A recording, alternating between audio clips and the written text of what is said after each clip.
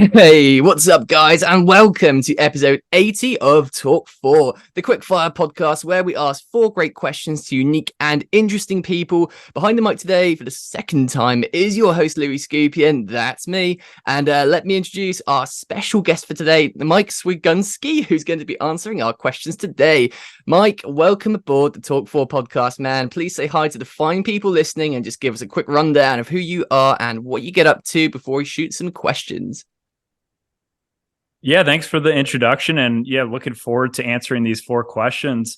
If you're listening at home, it's a pleasure to meet all of you guys. My name is Mike Swigunski. I've been working and traveling around the world for the past decade, wrote a book about it, and I'm excited to kind of delve a little bit deeper into helping others. And if you want to work and travel while not putting your life and career on hold, that's kind of what I do and learn from firsthand experience by doing it myself.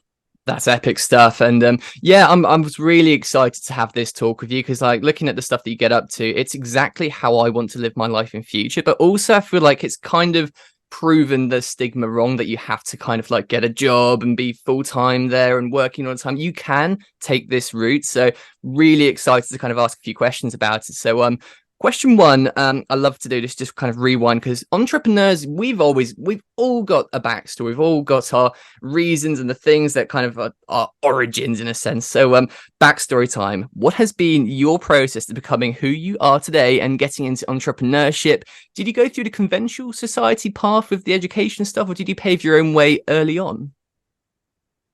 Very good question. And it's a very long answer. It's so long that I wrote a whole book about kind of the journey, but I'll try to condense it down into the fun, quick version. So basically in university, I'd had some kind of entrepreneurial journeys, but I really started getting into the study abroad program. So I studied abroad in Italy. I fell in love with Europe and just kind of the being able to really explore a new country, a new culture. And, the great thing about our study abroad program was it was 50% Italians, 50% Americans.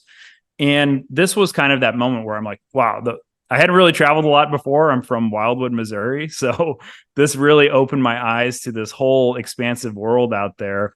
And the next summer I came back, I was just absolutely in love. I was setting up trips and a lot of events during the summer program with Italian students. And this caught the attention of some of the managers for the study abroad program.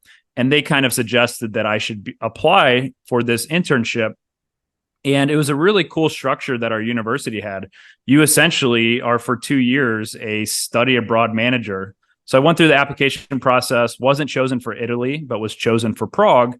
And essentially the Prague program was really not doing well. They had 7 students the year before. They tasked me and said, if you can get this program up to 15 students, then the program won't be canceled. You'll be able to go abroad, take your students over there. So the whole program encompassed sales, marketing, getting people enrolled. And then you actually taught through the University of Missouri. So it was like a pretty all-encompassing internship where you kind of have like the whole study abroad program as your business and you're kind of just running it. So that was kind of my first experience with like all different aspects of running a business. And luckily we were able to grow the program from, 7 students before to the max it could take at 35 the first year. And then the next year we grew up to 45, which was again the maximum. And this would just kind of gave me this like, hey, I'm pretty good at sales and marketing. I think I should continue doing this. And so it took me a little bit of time to get back into it. But after that study abroad, after I took my last group of students abroad for the summer, I decided to just book a one-way flight to Europe and didn't have any real like plan other than I would use my network to essentially figure out how to get started. So my first job out of university was teaching in Prague because I had built a relationship with the university there. I applied for a professor job teaching financial economics. And this was that real light bulb moment where I was like, hey, I can just move overseas, find a good job that's paying well, has a lot of flexibility, allows me to keep traveling. And then I started doing this in other countries in Australia, New Zealand, started studying my MBA in South Korea, and eventually pivoted from location jobs, like local jobs where you had to physically be there, 2 tech startups where I was really able to kind of hone in my sales and marketing skills and build these tech startups. And one of the startups that I was employee number 4 at helped grow it to hundreds of remote employees, one of the fastest growing companies in the United States. Nice. And the cool thing about this company was it gave me a lot of insight into online businesses. And this is where I learned a ton about, one, growing a startup, growing a remote team. And also we were a brokerage that helped people buy and sell cash flowing online businesses. So I got to see, at this time, I brokered $120 million worth of these businesses.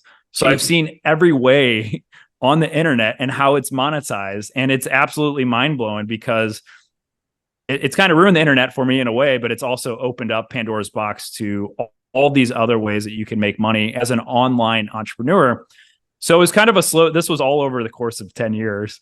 And it was kind of a slow transition, working overseas, locally, switching to jobs that I could do for startups from my laptop, and then eventually building my own side hustles and building my own empire by publishing a book, creating businesses, and also practicing as I preach, which is buying businesses that are already cash flowing and just growing those. Because once, like most entrepreneurs, the hardest part is that startup phase where it can take 2 to 3 years and 95% of those businesses fail. So I've found a lot of luck, or not luck, but a lot of success in just buying an already established business, utilizing sales and marketing to start growing this business. So yeah, that's kind of the long-winded answer, but it goes into more depth and detail in my book. And yeah, that's kind of been the past 10 years of working and traveling around the world. That's freaking awesome, man. And yeah, I'm gonna have to grab the book, and I really do want to have a read about that, because it just makes me wonder, like, how are you sort of managing all of these businesses? But I think really the most incredible thing for me, it goes into question 2. So obviously I've labeled it the nomadpreneur lifestyle, which is it's crazy because it's exactly what I want to do in future as well. So can you just break down like how this lifestyle works and the structure of the work / travel / accommodation / life balance, and just how did you start living like that almost with the businesses? Yeah, so I think everyone has a different approach, and I think a lot of people who haven't done this sort of lifestyle also have like this different idea about, you know, every week you're traveling to a new country. And some people do that, and I've had spurts of my life where I've done that. But most of the long-term successful nomadic entrepreneurs all have some sort of a hub where they're living in Thailand for maybe 9 or 10 months out of the year. Maybe they travel for a couple months. And that's kind of been my makeup for the past 10 years. I've always had a hub, but from that hub, I've traveled fairly extensively. You know, sometimes it's weekend trips, sometimes it's 2 weeks, sometimes it's, you know, 2 or 3 months. And that's kind of been my core foundation, because once you have a hub that you like, and for the people listening, I'm based in the Republic of Georgia in Tbilisi. And the great thing about this is you can come here, you can stay for a year with just your passport. It's one of the most welcoming countries in the world. And it allows you to have a community, allows you to get into a routine. And as an entrepreneur, that's still a very important thing. And it's also very close to Europe. So it's a good hub for me to, you know, jet away for a weekend or for a couple weeks. So that's kind of been my balance. And that's what I would recommend for people. Because if you're just traveling and working at the same time, you're kind of not doing either of those things well. So I usually like to either recommend people to kind of do some slow travel where they're traveling for a minimum of 1 month, picking a city that they've kind of researched and they thought might be a good option as a hub. You know, maybe in the beginning you're checking out 3 or 4 different of these hubs, spending at least a month there. And that's kind of how I've been doing it. You know, I go for a place for a month, see if I like it. And that's what happened in Georgia, where I came here for a month and have been here for 3 years as my main hub. That's awesome. Yeah, I mean, you've got it figured out, my man. It's great to see. So 100 plus countries visited. Then, what's the actual number? Do you have like the specific number that you've done so far? And actually, where haven't you been? Yeah, so I've been to every country in Europe, and I've traveled fairly extensively in the UK, which is great. But where haven't I been? Mostly I've been to Northern Africa, but Africa is kind of the last frontier for me. And it's really far. It's really kind of difficult to get there. It's not a budget or value destination. But I'm really looking forward to exploring more. But yeah, mostly I would say around 105 countries at this moment. And yeah, I'm looking forward to exploring more of the Stan countries actually as my kind of next frontier, where places like Uzbekistan, Kyrgyzstan, Tajikistan, these countries are not really touristy for I've been to most Uzbekistan. Westerners. Trust me, it's not touristy. Yeah, and that's kind of more appealing for me. It's kind of like off the beaten path, and it's just it's fascinating countries, and Georgia is also a little bit off the beaten path, but it's been one of the most, for the size, it's one of the most beautiful countries I think in the world. It has like 28 out of 32 landscape types, and you can drive across the country in like 4 or 5 hours. So it really has a lot to offer. It's a safe country, and it's a really good value here.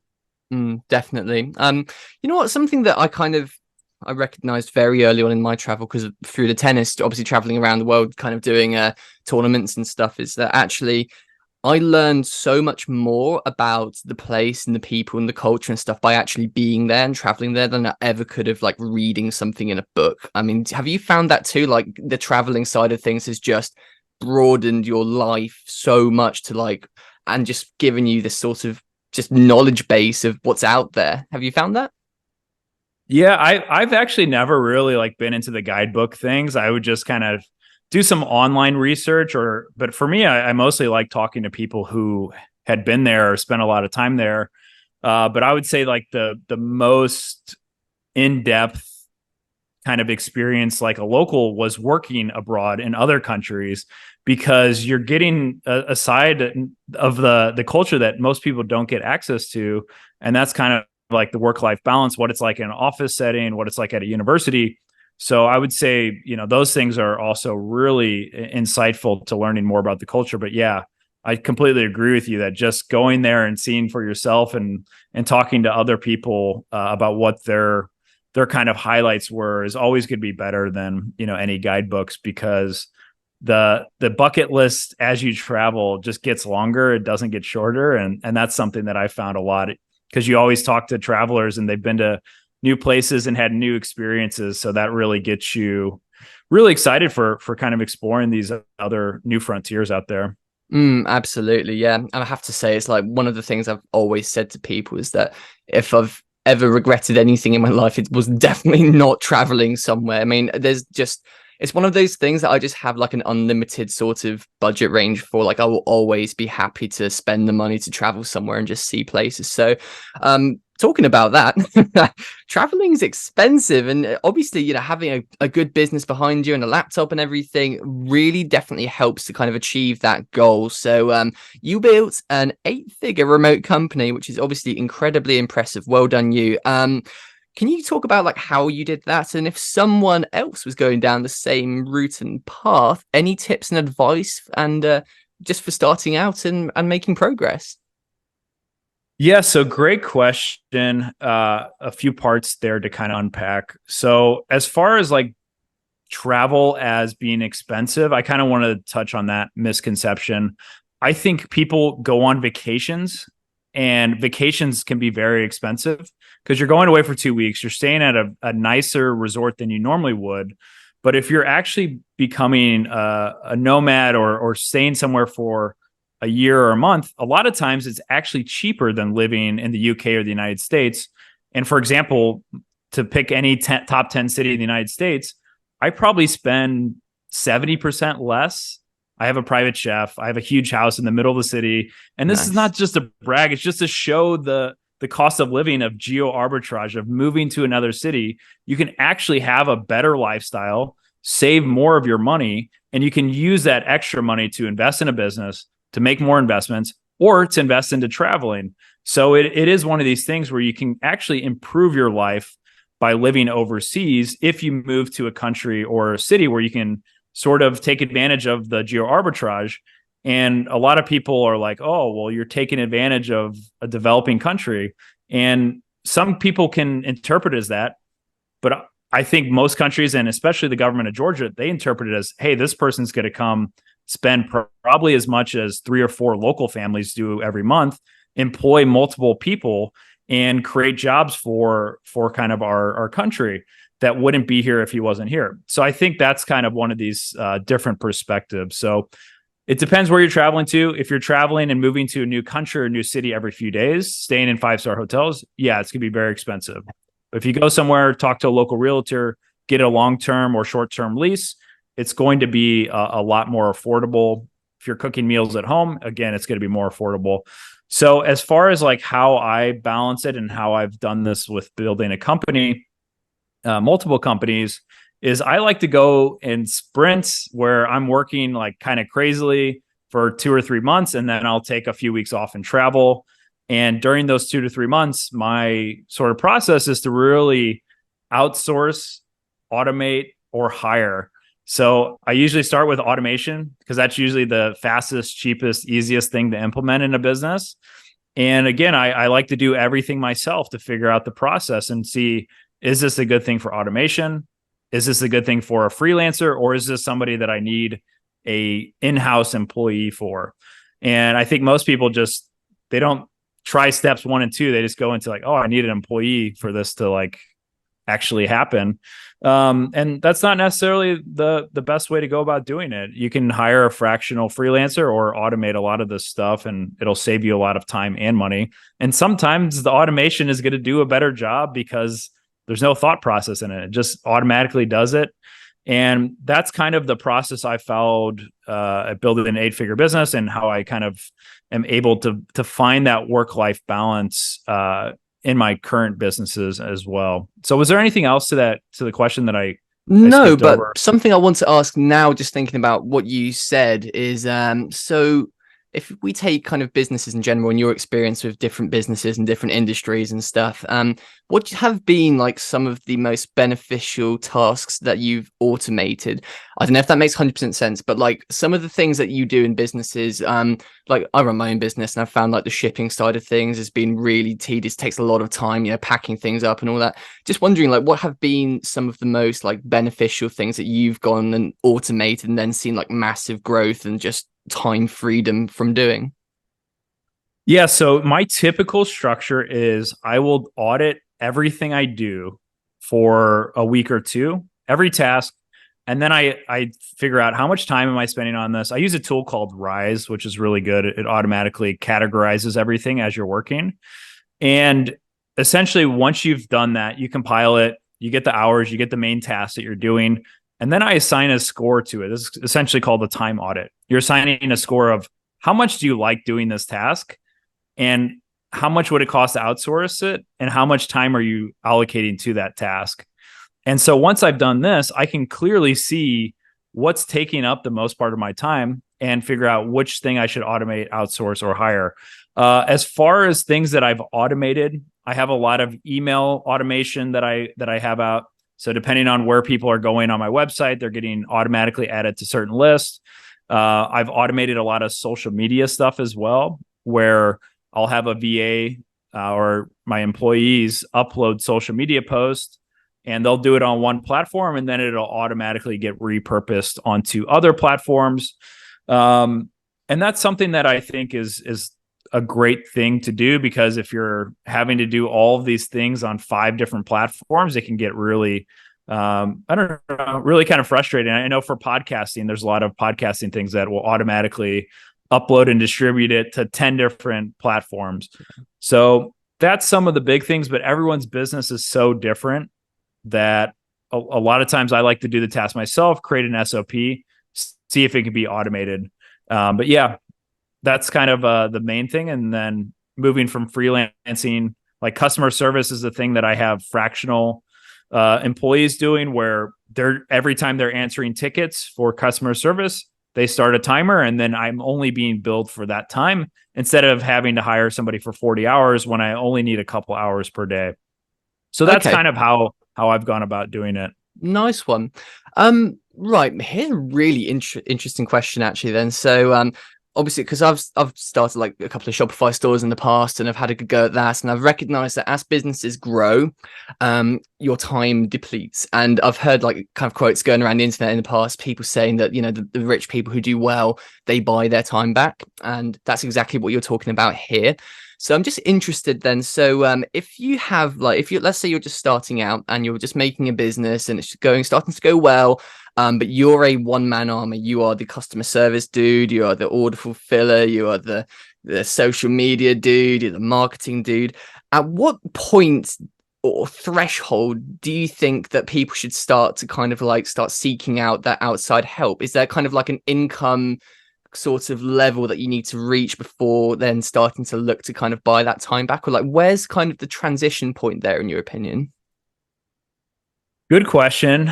And I think it's hard to just give a threshold. You know, if I had to throw out a number, I would say like the 10K mark, 10K a month profit, not revenue. Once you're hitting that, you can probably hire a VA to really take over 20 to 40 hours. And again, VAs are not something that's going to cost thousands of dollars. You can hire a really top quality VA who's going to be thrilled about their salary. If you pay them, you know, $700 to $1,000, you know, you can get them for anywhere from 300 to 1,000. And there's a wide range of quality. So that's something that you can do around the 10K mark, is start outsourcing. And again, I would recommend people to do the time audit and then figuring out from there. But again, it also depends on what they want. I know some people, and myself in particular, I might outsource a little bit earlier because I know the business will grow more because I can focus on the higher priority tasks. So it really depends on what your kind of business is. Some stuff's just easier to outsource and manage and figure that out. But I do think most solopreneurs, this is their biggest point of not reaching the next level, is they are scared to hire somebody because they're worried that they're going to have to like pay this forever. And it's kind of this, it's not really the abundance mindset where it's like, hey, this person could help me get 20 or 30 or 40% more profit or revenue because they're saving me 40 hours a week in time. So I would say before hiring somebody, you need to have a clear role. You need to have clear processes and a lot of on-person training on, you know, onboarding this person, what they're going to be doing day to day. So at least they have 20 to 30 hours of work, and then you can kind of build from there. Absolutely. Yeah, it's funny how it works because there's a little trap I've noticed in the kind of the business world and when you're running your own business, and it's very possible to spend your whole working day doing order fulfilling, emails, customer support and stuff, and it's like being busy but there's no progress, if that makes sense. It's kind of like the stuff that you're talking about, like the high priority tasks, that's the social media things, that's the marketing things, that's the product innovation, you know, getting the new stock in and stuff, and marketing strategy.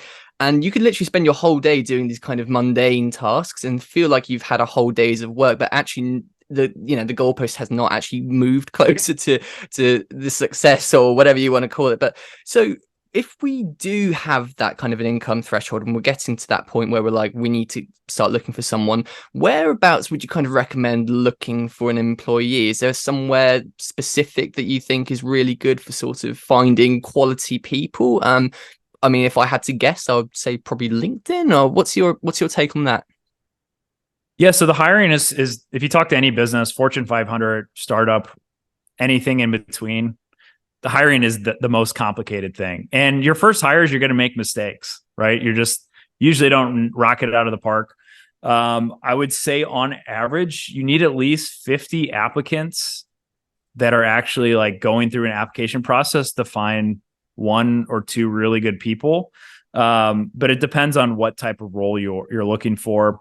For actual marketplaces, I love Upwork. I've found a lot of great work there. But again, you really have to try at it. You have to have kind of a hiring process. I personally love the process of having people fill out a 10-question form because it just eliminates everyone else who isn't actually interested and are just copying and pasting, you know, their templates. Have them make a 30-second video introducing themselves. Because again, that just adds one little hurdle And if they're willing to make a 30-second video, they're probably interested in and probably a good fit for the job. And it really screens these people that aren't able to go above and beyond in the job. So again, I think Upwork, onlinejobs.ph is great for a lot of roles. Like if you're looking for a VA in the Philippines, and again, you don't have to be at that 10K a month profit threshold to hire a part-time VA for $300 a month. I think you should probably do that earlier. But as far as like hiring a team of people, that's kind of where you need to be around the 10K point. But it really depends on where you're at. I would say around the 5K, you should probably have a VA. If you're consistently hitting 5K a month in profit, really consider hiring a VA to do 20 to 40 hours of work.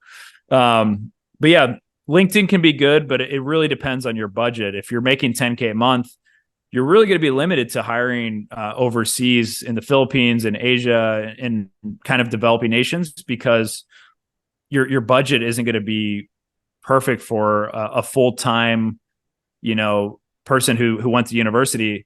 It's really going to be tough to make that work out. So that's why Upwork in the Philippines, onlinejobs.ph is a really great place for finding that. Awesome. That's some great advice, man. Thank you very much for that. And right, so last up then, a bit of trivia and stuff. You know me, I'm a keen traveler, so this is a bit of one for me as well. So like we said, about 105 countries visited. That's a whole lot of countries. So can you just give us maybe like a top 3 or like a top 5 places to go for the bucket list, and perhaps like some that are slightly lesser known and not quite as sort of mainstream, just some kind of like hidden gems or something, so I can add them to my list? Yeah, so I mean, I'm a sucker for Europe. I love Europe, so these are probably like more known to you. Again, I love Georgia and Tbilisi, so I'll add that as my number 1. I don't think it's on a lot of people's radar. It's kind of like a mini Switzerland that's maybe 100 times cheaper than Switzerland. They have really great food. They invented wine, some of the best value wine. You can go to wineries in an hour and a half. You can be surrounded by beautiful, lush mountains. So there's kind of a lot of diversity. They have black sand beaches. There's just a lot of stuff in Georgia. And it's also, the people are great. They have a saying that a guest is a gift from God. So that's something that, for most part, yeah, I've been treated very well being here. And a few times people can say they come off cold, but it's just a different culture here in kind of this part of the world, where they take a little bit of time to warm up to you, but once they do, they're just the most lovely people. Other places, Prague is another one where I spent 2 years living in Prague. It's one of my favorites. It's the most beautiful city I've been to in the world. As far as Asia, again, I think Myanmar is one that is absolutely unbelievable. I was lucky to go there at a time when they just opened the tourism. So you kind of got to see the insights of a country that really hadn't been, explored by so many people. So Myanmar was one of these countries that I found to be absolutely beautiful. And again, the situation there has kind of changed a lot over the past, since I went there even. So definitely have to look into it now to see if it's even open for tourism. I haven't really heard a lot about it lately. Let's see, top 5. I also love Thailand. I've spent a lot of time there. I think Thailand for Asia, at least Southeast Asia, they kind of just do everything so well.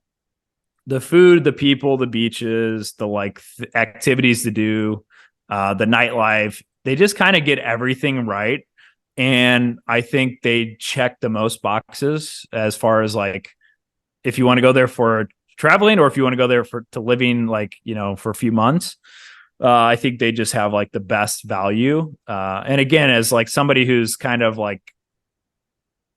always looking to find that highest quality for the best price, that's kind of what I think most people are looking for. I think Thailand is still one of these great options. On the other end of the spectrum, not a great value, but right now is a good time to visit, is Japan. Japan is just I don't know, an absolutely unbelievable place. And I spent 2 years living in Korea. Korea is another beautiful place, but I think Korea and Japan are very different. I like Japan as like more of a tourist traveling, and I loved Korea as like more of a good place to live. So, how about yourself? What's been some of your favorite places? Ooh, that's a good question. Look at that. You've reversed it on me. Yeah. To be honest, I would say that one of my favorite ones actually would have been Georgia, but I feel like that's a lot of it's because of like the experience I had there, like the tournaments and everything that we won. I think the spirits were like so high that everything seemed so vivid. So I've got nothing but great memories from there. Other than that, I was actually say that Estonia, that was a really beautiful place. It was kind of a lot like the UK in a sense, but I just the nature and the old town and stuff, that was a really great experience going there, and cheap as well. It was actually very cheap. Other than that, I've got a lot of places I need to go to be honest, man, I have to say. But yeah, like we said at the beginning of the podcast, I think you will only know once you go. That's the thing. And something that was your favorite might not be someone else's favorite, and then vice versa. But I think it's so important to have that experience and to actually go and do these things and experience these cultures and then make your own mind up. And also, I think another important thing is that people tend to, when they think of a holiday, it's almost like kind of a binge almost. Like they just kind of explode onto the scene and just kind of go crazy for a few days or a week or something. But I think that really people should take longer in these places and actually learn things from the locals and like the specialities of the country and the things that are kind of like it's known for. And I think that that really is something special for expanding just yourself and your soul, I'd say. Yeah, no, I love that. I would say like some of the best trips that I've had, I've always planned some type of experience around. Like it doesn't have to be crazy, it could be something big like going to Oktoberfest in Germany. Maybe not the biggest one in Munich, but there's a lot of, smaller, great things going on. So I always love and recommend people to try and plan something cool, some cultural event that's going on, because almost every country has at least 1 month where there's like some big festival or some big event going on, and it'll just make your experience like a lot more memorable. Than if you just showed up at a normal time. So that's something that I also love to try to plan around now, is adding in some really unique experience. Absolutely.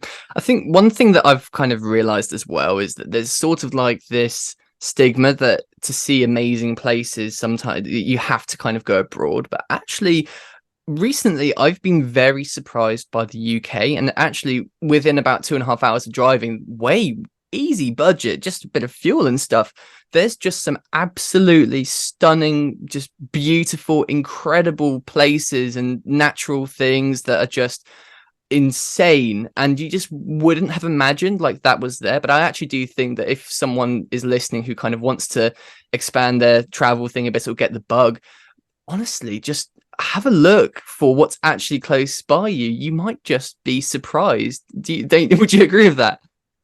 Oh, 100%. I mean, I always say like, hey, check out your backyard first. And most people's countries have something very beautiful to offer. I'm from Wildwood, Missouri. I didn't really like travel internationally, but I did travel extensively for sports. So I got to experience a lot of the United States. I think I've been to 38 out of 50 states. So it's been beautiful to experience, but I still haven't seen a lot of stuff. Like I just saw the Grand Canyon a few years ago for the first time. So there's definitely a lot of cool things you can see in your backyard before you go abroad. And everyone has different budgets and different sort of priorities on what they're looking for. So some people want to go hiking. And I would say probably the coolest hiking experience I've ever had was I got to see an active volcano. Wow. And this was one of the coolest things I've ever seen in my life. You're literally doing an 8 to 10 hour hike up a mountain, up a volcano, to watch and camp out. Across the view is another volcano that's active, and every 10 minutes it's erupting.